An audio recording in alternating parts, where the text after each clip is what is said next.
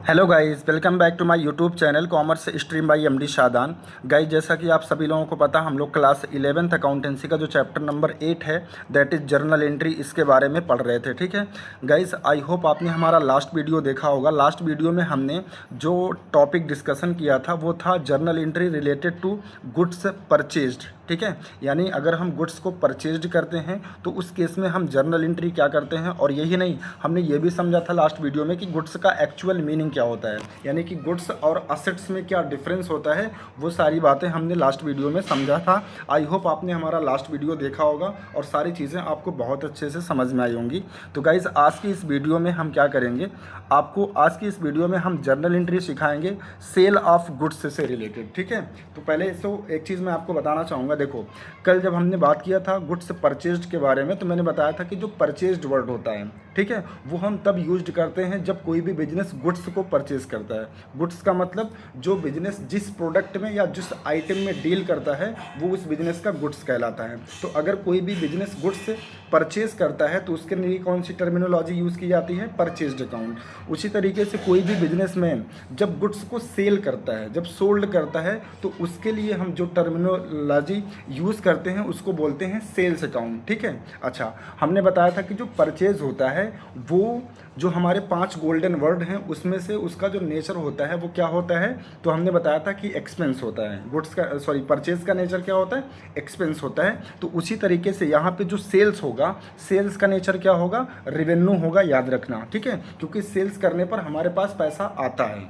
ठीक है, तो अगर हम गुड्स को सेल करेंगे तो जो सेल्स होगा, यानी कि जो सेल्स अकाउंट होगा, वो हमारे लिए क्या होगा, रेवेन्यू होगा। इस बात को आप ध्यान रखिएगा। ठीक है, आइए एक बार फिर से मैं आपको रूल बता देता हूँ। देखो, असेट्स और एक्सपेंस के केस में मैंने बताया था कि अगर ये दो चीज़ें आपके बिजनेस में इंक्रीज़ हो रही हैं तो आपको डेबिट करना है, और अगर ये दो चीज़ें डिक्रीज़ कर रही हैं तो आपको क्रेडिट करना है। ठीक है, और अगर कैपिटल हो गया, लाइबिलिटी हो गया, या फिर रेवेन्यू हो गया। ठीक है, वैसे आज की इस वीडियो में हम रेवेन्यू के बारे में ही बात करेंगे। तो अगर ये 3 चीज़ें आपके बिजनेस में इंक्रीज़ कर रही हैं तो आपको क्या करना है, क्रेडिट करना है। और अगर ये 3 चीज़ें आपके बिजनेस में डिक्रीज़ कर रही हैं तो आपको क्या करना है, डेबिट करना है। ठीक है, आइए एग्जाम्पल देखते हैं। देखो, लास्ट वीडियो में हमने एग्जाम्पल नंबर 30 तक कर लिए थे, तो आज की इस वीडियो में हम एग्जाम्पल नंबर 31 करेंगे। ठीक है, यहाँ पे देखो लिखा कह रहा है कि goods sold for cash ₹5 lakh, यानी 5 लाख रुपए का गुड्स बेचा गया है। ठीक है, वो भी कैश में बेचा गया है। तो कोई भी बिजनेसमैन अगर गुड्स को सेल करेगा कैश बेसिस पर तो बिजनेस में क्या आएगा, सबसे पहले बिजनेस में आपके कैश आएगा, यानी कैश आपके बिजनेस में इंक्रीज करेगा। और कैश का नेचर क्या होता है गाइस, तो आपको पता है कैश का नेचर होता है असेट्स, और असेट्स का बढ़ना क्या होता है, डेबिट। तो देखो यहाँ पे हमने 5 लाख रुपए को क्या कर रखा है, डेबिट कर रखा है। ठीक है, अच्छा, अगर मैं आपसे पूछूं ये जो 5 लाख रुपए का कैश बिजनेस में आया उसका रीज़न क्या है, कहाँ से आया ये 5 लाख रुपया, तो आप कहोगे सर बिजनेस ने गुड्स से सेल किया है। ठीक है, तो जो बिजनेस ने सेल किया है ये बिजनेस का क्या होता है, रेवेन्यू होता है। ठीक है, कोई भी बिजनेस अगर गुड्स को बेचता है तो वो जो सेल करता है, सेल वर्ड जो होता है, ये बिजनेस के लिए रेवेन्यू होता है। ठीक है, जैसे रेवेन्यू और भी हो सकते हैं। रेवेन्यू एक ब्रॉड टर्म है। अगर मान लीजिए हमारा कोई सर्विसेज का काम है, हम आपको पढ़ा रहे हैं तो आपके पढ़ाने के बदले में हम आपसे फीस ले रहे हैं, तो वो भी मेरा रेवेन्यू है। ठीक है, लेकिन गुड्स के केस में क्या होता है कि अगर कोई भी बिजनेसमैन किसी भी कस्टमर को गुड्स बेचता है तो उस केस में जो सेल होता है, ठीक है, सेल जो होता है वो बिजनेस का रेवेन्यू होता है। और रेवेन्यू क्योंकि बढ़ रहा है भाई, अगर सेल होगी तो सेल बढ़ेगा, है ना, तो रेवेन्यू बढ़ेगा। सेल बढ़ने का मतलब रेवेन्यू बढ़ेगा, और रेवेन्यू का बढ़ना क्या होता है, मैंने बताया था रेवेन्यू का बढ़ना हमेशा क्रेडिट करते हैं। ठीक है, तो 5 लाख से हम क्या करेंगे, सेल्स अकाउंट को क्रेडिट कर देंगे। ये हो गई आपकी ऑर्डिनरी लैंग्वेज, है ना। लेकिन इसकी अकाउंटिंग लैंग्वेज क्या होगी, इसकी जर्नल एंट्री क्या होगी, तो देखो कैश अकाउंट को डेबिट करेंगे। सर क्यों करेंगे, क्योंकि कैश आया था बिजनेस में, कैश क्या हुआ था, आया था, यानी कि बिजनेस में कैश इंक्रीज किया था, इसलिए हम कैश अकाउंट को डेबिट करेंगे। क्योंकि कैश अकाउंट क्या है, असेट्स है, और असेट्स का इंक्रीज करना क्या करते हैं, डेबिट करते हैं। तो इसीलिए यहाँ पे कैश अकाउंट को डेबिट करेंगे।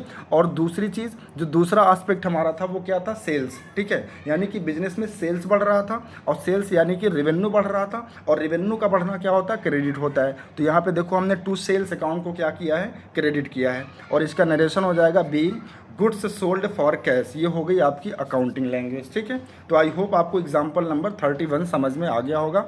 आइए इसके बाद हम देखते हैं नेक्स्ट एग्जाम्पल, एग्जाम्पल नंबर 32। ठीक है, अब यहाँ ध्यान से सुनना।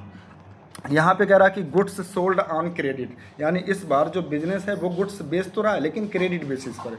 क्रेडिट बेसिस का मतलब होता है कि हमने आपको गुड्स बेच दिया लेकिन आप हमें अभी पैसा नहीं दिए हो सकता है आप हमें पैसा फ्यूचर में यानी कि बाद में दो। तो डजेंट मैटर कि हमने आपको गुड्स बेचा और आपने पैसा नहीं दिया, ठीक है। देखो मैंने बताया था रेवेन्यू का मतलब होता है सर्विसेज का डिलीवर करना, या फिर अगर हम गुड्स में डील करते हैं तो गुड्स का डिलीवर कर देना, यानी गुड्स की ओनरशिप अगर हम आपको ट्रांसफ़र कर दिए हैं तो इसका मतलब वो हमारा रेवेन्यू हो जाएगा। इससे कोई फ़र्क नहीं पड़ता कि आपने मुझे कैश इमीडिएट बेसिस पर पे कर दिया या आप बाद में पे करेंगे, ठीक है। तो यहाँ पर मेरा रेवेन्यू हो जाएगा। किसको बेचा है? राम को बेचा। अच्छा देखो याद रखना, कभी भी हम जब किसी भी कस्टमर को गुड्स किसको बेचा जाता है? कस्टमर को। तो जिस भी कस्टमर को हम गुड्स बेचते हैं उसको अकाउंटिंग लैंग्वेज में याद रखना डेटर बोला जाता है। क्या बोला जाता है? डेटर, ठीक है। फिर से सुनो, अगर हम किसी भी कस्टमर को उधार सामान बेचते हैं तो वो जो कस्टमर है जिसको हमने सामान बेचा है यानी कि बिजनेस ने बेचा है, तो वो कस्टमर बिजनेस के लिए क्या होगा? डेटर होगा, ठीक है।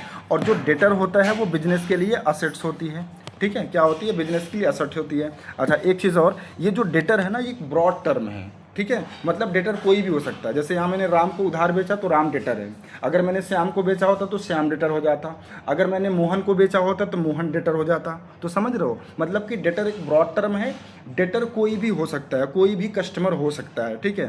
तो यहाँ पे क्योंकि हमने राम को बेचा है तो राम हमारे लिए क्या है? डेटर है। और क्योंकि राम से हमें इन फ्यूचर पैसा लेना है तो वो मेरे लिए क्या है? असेट्स है। क्योंकि असेट्स का मतलब मैंने क्या बताया था कि किसी भी वैल्यू का बेनिफिट अगर हमें फ्यूचर में मिलता है तो उसे हम क्या बोलते हैं? असेट्स बोलते हैं। तो क्योंकि हमें राम से पैसा लेना है फ्यूचर में तो इसीलिए राम यानी कि जो डेटर है ये मेरे लिए क्या है? असेट्स है। और असेट्स का बढ़ना क्या करते हैं? डेबिट करते हैं, ठीक है। तो 5 लाख से हम राम को क्या कर देंगे? डेबिट कर देंगे। और दूसरी चीज़, क्योंकि मैंने गुड्स सोल्ड किया है तो मेरा रेवेन्यू भी बढ़ेगा, है ना। यहाँ पे देखो गलती से एक्सपेंस लिखा है, इसको सही कर लीजिएगा, यहाँ आप रेवेन्यू लिख लीजिएगा। तो मेरा सेल्स नाम का क्या बढ़ेगा? रेवेन्यू बढ़ेगा। अब कुछ बच्चे सोचेंगे कैसे रेवेन्यू बढ़ेगा, पैसा तो मिला ही नहीं। भाई डजंट, मैं कितनी बार बताऊँ आपको, पैसे से मतलब नहीं होता।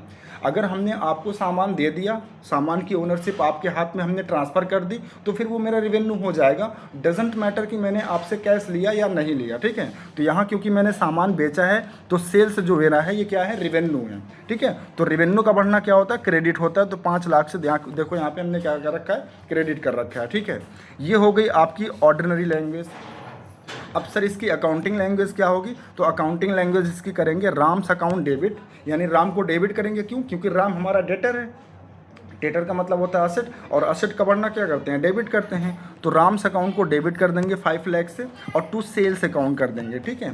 सेल्स अकाउंट को क्रेडिट क्यों करेंगे? क्योंकि सेल्स हमारा रेवेन्यू है और रेवेन्यू का बढ़ना क्रेडिट करते हैं, ठीक है। और इसका नरेशन हो जाएगा being goods sold on credit to Ram, ठीक है, यानी राम को उधार सामान बेचा।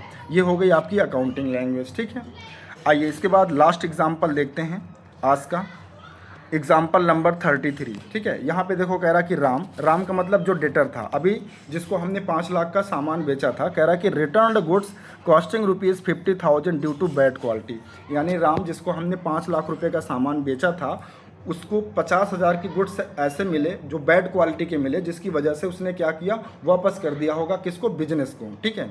तो देखो जब हमने राम को सामान बेचा था, यहाँ पे ध्यान से देखो, जब हमने सामान राम को बेचा था उधार पे, तो हमने कहा कि राम नाम का जो डेटर है यानी कि जो असेट्स है वो 5 लाख से इंक्रीज़ कर गया। लेकिन जब वही राम 50,000 का सामान वापस कर देगा तो राम नाम का जो डेटर है वो 50,000 से डिक्रीज हो जाएगा, है ना। तो देखो यहाँ पे मैंने क्या कर रखा है? राम को डिक्रीज कर रखा है, यानी कि डेटर यानी कि असेट्स को मैंने 50,000 से डिक्रीज कर रखा है। और असेट्स का डिक्रीज होना क्या होता है गाइस? क्रेडिट होता है, ठीक है। अच्छा दूसरा इसका जो एस्पेक्ट है वो समझो। जब हमने राम को 5 लाख का सामान बेचा तो हमने कहा कि हमारा सेल बढ़ गया, कितने से? 5 लाख रुपये से बढ़ गया, ठीक है। और सेल हमारा क्या होता है?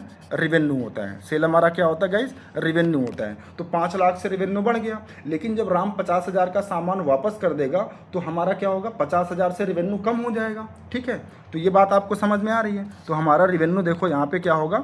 कम हो जाएगा, रेवेन्यू हमारा यहाँ पे माइनस हो जाएगा। लेकिन एक टर्मिनोलॉजी यहाँ पे समझिए, जैसे कल मैंने बताया था कि जब हम परचेज किया हुआ सामान वापस करते हैं तो उसको बोलते हैं परचेज रिटर्न। उसी तरीके से यहाँ क्योंकि राम एक कस्टमर था, ठीक है, एक डेटर था जिसको हमने सामान बेचा था, सेल किया था, तो राम को सेल किया हुआ सामान यानी जो राम को हमने सामान सेल किया था वो सामान राम क्या कर रहा है? फर्म को वापस कर रहा है, यानी बिजनेस को वापस कर रहा है। कर रहा है, ठीक है। तो याद रखना, कभी भी अगर कोई कस्टमर जिसको हमने पहले सामान बेचा था, अगर वो बेचा हुआ सामान वापस कर रहा है, रिटर्न कर रहा है बिजनेस को, तो उसे बोलते हैं सेल्स रिटर्न अकाउंट। क्या बोलते हैं? Sales return account. और इसका भी नेचर होता है रिवेन्यू।